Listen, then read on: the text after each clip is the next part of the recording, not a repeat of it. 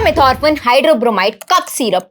इस cough syrup से हो सकती है आपकी मौत। राजस्थान में इसे पीने से 2 बच्चों की मौत हो चुकी है। और शॉकिंग बात यह है, डॉक्टर ताराचंद योगी जो बयाना हेल्थ सेंटर के इंचार्ज हैं, उन्होंने खुद पेरेंट्स को दिखाने के लिए ये सिरप पिया और 8 घंटे बाद वो अपनी कार में बेहोश मिले। सबसे डरावनी बात यह है, पिछले कई सालों में ये सिरप 40 से ज्यादा क्वालिटी टेस्ट फेल कर चुके हैं, लेकिन फिर भी ये धड़ल्ले से बिक रहे हैं। सरकार को तो लोगों की जान की परवाह नहीं, इसलिए खुद अपना ध्यान रखो। और हाँ, इस वीडियो को शेयर जरूर करना ताकि कोई इस सिरप को ना पी ले।